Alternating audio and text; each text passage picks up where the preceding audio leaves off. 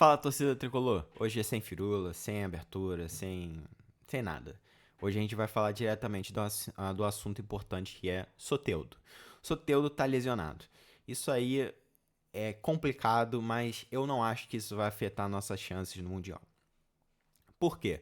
Porque o Soteldo não estava ambientado com o time, ele ia treinar o quê? 3 dias com a gente começar os jogos.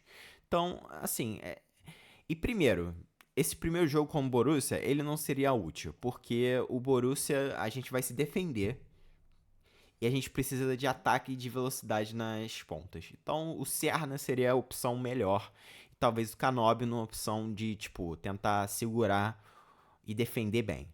Então, eu não acho que o Soteldo seria muito útil nesse jogo especificamente. Ainda mais porque ele vem de lesão, não tá jogando, e nem tá jogando, e quando jogou, não jogou bem. Então, assim, o Soteldo não seria a solução dos nossos problemas pro Mundial. Pra gente chegar assim, ah não, vamos querer chegar nas quartas de finais, vamos firme. Não, ele não seria o cara pra fazer isso, pra fazer a diferença. Quem é o cara para fazer isso é o Arias. O Arias é o nosso diferencial, é o cara que se, tipo, tiver jogando pra cacete, ele pode fazer a diferença e a gente chegar... O Cano também, tipo, estando numa fase maravilhosa, é o cara pra fazer, chutar a bola de, sei lá, do meio de campo e fazer um gol e fazer com que a gente consiga passar de fase. E essa informação dada pela assessoria de imprensa do Fluminense, ela não é muito clara no que ela quer dizer. E eu acho que por isso a gente pode analisar um pouco das possibilidades do que está acontecendo em si. Então, aqui, eu quero mostrar aqui para vocês a nota na íntegra. Vamos lá. E eu quero que vocês prestem atenção nessas palavras aqui. Dessa forma, a princípio, aqui, ó. A princípio, o atleta está fora da fase de grupos. Beleza. O a princípio dá a entender que eles não têm a certeza que ele está fora. Ele pode estar fora, pode não estar fora. Pode jogar o último jogo, pode jogar o segundo jogo. Enfim. E o que isso a gente pode tirar disso aí? Porque o Soteldo já estava lesionado antes de vir pro Fluminense. Isso é um fato. E, além de já estar lesionado,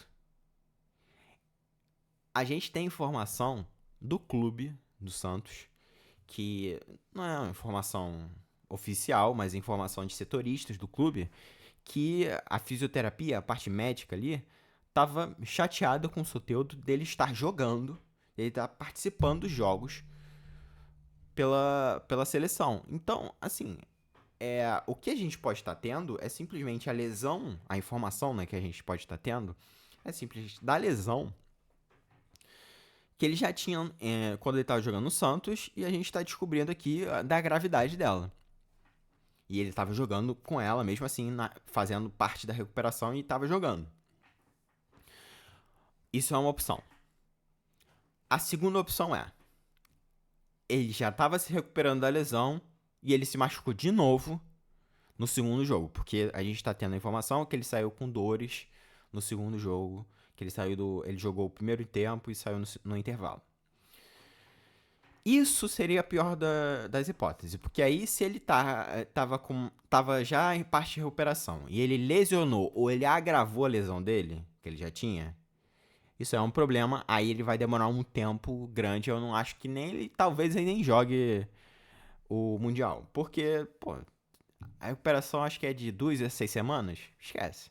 O cara pra se recuperar e tá pronto, ainda mais o cara que tá tendo problemas de lesão o tempo todo, então seria complicado.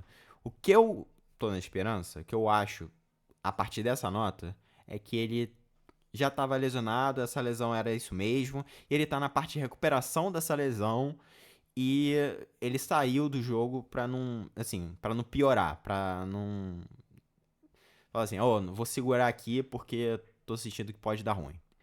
E agora eu vou mostrar uns trechos que o Mário deu uma entrevista pro Setor Sul Podcast, que todos os detalhes do canal vão estar aqui na descrição do vídeo, vão lá seguir, se inscrevam, eles fazem um ótimo conteúdo. E assim, eu acho que todo esse problema, toda essa situação, todo esse estresse que a lesão do Soteldo tá causando na gente, foi agravada por causa dessa entrevista aqui do Mário. Porque, assim, a gente já tava com expectativa de trazer alguém. Só que o Mário botou essa ideia de que a gente, pô, ia trazer um cara grandioso, né? Um super craque. Ele falou que tentou o Neymar, tentou o Cristiano Ronaldo, e é justamente isso aqui que complica. Eu vou passar um trecho aqui dessa entrevista que ele fez no Setor Sul do Podcast. Por sinal, um ótimo podcast. Vão lá se inscrever, os detalhes do vídeo vão estar aqui na descrição. Então, vamos ver aqui. Olha só. Independente dos resultados. Depois conto uma história para vocês que eu vivi logo depois que a gente, enfim, caiu para a terceira divisão, enfim. Porque... E aí, porque eu tô falando tudo isso para dizer a vocês que, óbvio, que eu fiz tentativas, sim, né? Fiz tentativas de trazer jogadores agora grandiosos, mas de que forma, né? Qualquer tentativa que você faça nesse sentido, e aí agora eu já estou falando especificamente, que eu sei que a gente vai chegar lá, mas eu vou me antecipar. Né? Eu tô falando do Neymar. A gente, para você trazer um jogador desse, assim como foi quando eu trouxe Ronaldinho Gaúcho em 2015, que eu era vice-presidente de futebol, quando eu trouxe Thiago Silva, quando eu trouxe Marcelo, quando eu trouxe Fred, todos esses jogadores, você não, com todo respeito, você não escreve uma proposta no papel e envia. Assim, você não faz dessa forma. Você primeiro contacta para saber se esse jogador tem desejo de vir para o clube, se ele tem possibilidade, porque às vezes ele tem um desejo e não tem possibilidade, se ele já não tem um outro plano. E aí sim, ele dando um sinal verde para você apresentar uma proposta, você aí monta um projeto. E obviamente, quando eu falo para você montar um projeto, você está com o projeto todo na cabeça. Claro. Se ele disser sim, você senta em 24 horas, você arranca para fazer. E, cara, assim, sendo muito honesto com vocês, na semana passada, não foi essa semana, e aí, para deixar muito claro, eu sou extremamente respeitoso com as instituições, eu falo de presidente para presidente, né? Bom, aqui ele falou do Neymar. Primeiro ponto. Agora, ele vai falar do Cristiano Ronaldo. Que assim, é uma coisa mais absurda ainda do que o Neymar, né? Seria, assim, coisa de maluco. Só vocês terem noção, o Inter Miami, o time do Messi, cara, coisa de, tipo, saiu de, sei lá, na casa de centenas de milhares de seguidores pra milhões e milhões. Inter Miami. Instagram. Foi pra 17 milhões de seguidores. Então, assim, coisa de maluco. Você pegar um time que não tem expressão nenhuma e botar ele no holofote máximo do mundo. Assim, cara, seria uma coisa inacreditável pra marca do Fluminense. Mas enfim, vamos lá. Bom, aqui ele vai começar a falar do Cristiano Ronaldo, né? Calma que o pessoal ainda não tá dormindo. Anunciaremos em primeira mão, calma. Enfim, eu tenho uma relação que não é uma relação próxima, mas me dou muito bem, falo, uma pessoa que eu ligo e me atende, vice-versa. Tem uma relação com o clube, que é o Jorge Mendes, que é o empresário, foi do Cristiano Ronaldo a vida inteira, enfim, hoje acho que não é um empresário direto, mas toca lá a vida dele, o dia a dia. Enfim, o empresário do André também é muito amigo do Jorge, né? E eu conversei com o empresário do André para ver o que ele achava dessa possibilidade, tá? E em algum momento também, sei lá, uma semana ou 2 semanas atrás, também para fazer uma sondagem. Aí que eu te falo, é tudo projeto, né? No sentido de tentar saber. Aí começaram a sair várias notícias. As notícias que saíram, muitas delas, assim, não eram verdadeiras, até de outros clubes. Eu liguei para ele e falei, olha, eu queria saber de você se, assim, existe alguma possibilidade, né, do Cristiano pensar em jogar o Mundial de Clubes, porque o clube, ele não tá mais no clube que vai jogar, e etc.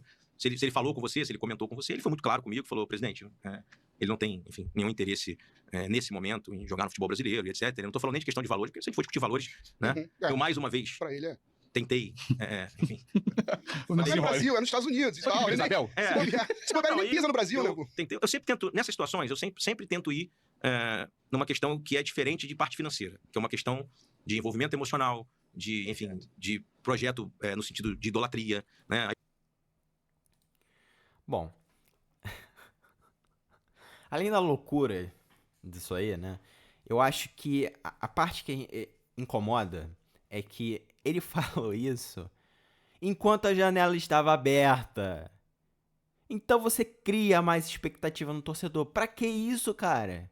Pra que criar mais expectativa? A torcida já tá sedenta por um craque, por um jogador diferenciado. E você fala que você tentou o CR7, você tentou o Neymar. Só vai gerar uma expectativa que vai vir, sei lá, o Firmino, vai vir o Richarlison, vai vir alguém que vai, tipo, deixar todo mundo... Caraca, esse maluco veio pro Fluminense. Mas não veio ninguém. Só veio o Soteldo. E o Soteldo nem vai jogar. Então, cara, assim, é falta de tato. É falta de tato, cara. Você não pode fazer esse tipo de coisa. Simplesmente como presidente, como a figura principal do clube, você não pode chegar e criar expectativas no torcedor que você não pode cumprir, cara.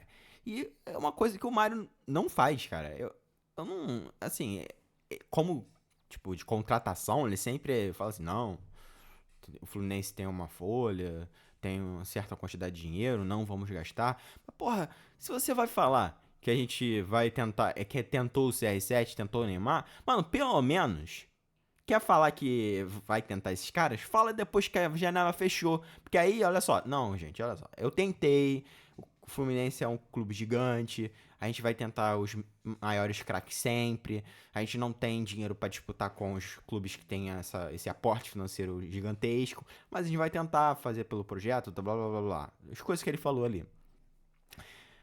Mas se você fizer isso com a janela fechada, tá ótimo. Porque, não, assim, já passou, não tem como criar expectativa, não vem mais ninguém. Agora, com a janela aberta, você cria expectativa. Então, cara, esse furor todo, tipo, piora toda a situação do Soteldo. Mas como eu já falei, gente, o Soteldo não ia resolver os nossos problemas, principalmente na fase de grupos. Eu acho que o Soteldo ia poder ser uma possibilidade de solução. Assim, um resquício ali de esperança. Porque o cara já não vinha jogando, gente. E quando ele jogava, ele não jogava bem. Então a gente tem que ir, assim, com calma. A gente tem um time, o time tá jogando bem. A gente vai jogar muito no contra-ataque, principalmente o primeiro jogo, e contra o Mamelodi também. O time do Mamelodi é um time que gosta muito de tá com a posse de bola. Então a gente vai precisar dos pontas em velocidade. E quem vão ser esses pontas? Vão ser o Serna, vai ser o Canóbio, vai ser o Keno. Caras que a gente pode jogar e, tipo assim, bater um contra-ataque.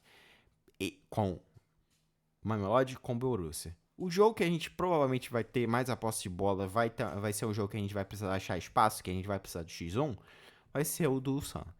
Então, assim, e talvez ele jogue. Então, sei lá, torcedores, calma. Calma. Mas também pode ficar puto, porque é uma loucura o Fluminense ter contratado um jogador que já tá lesionado. E, enfim, isso aí é complicado demais. Enfim, eu tive esse pequeno desabafo aqui pra conversar sobre essa situação insana. Mas as minhas expectativas ainda são ótimas pro Mundial. Eu acho que o Fluminense tem chance até de passar em primeiro. Quem sabe? Vamos torcer. Mas eu acho que o Fluminense tem plenas condições de passar em segundo. E se passar em segundo, a gente pegar uma Inter de Milão que tá sem técnico, que acabou de tomar de 5 numa final de Champions. Assim, cara, as possibilidades que a gente tem não são desanimadoras. São possibilidades que são positivas. Então, olha só. Não fique desanimado.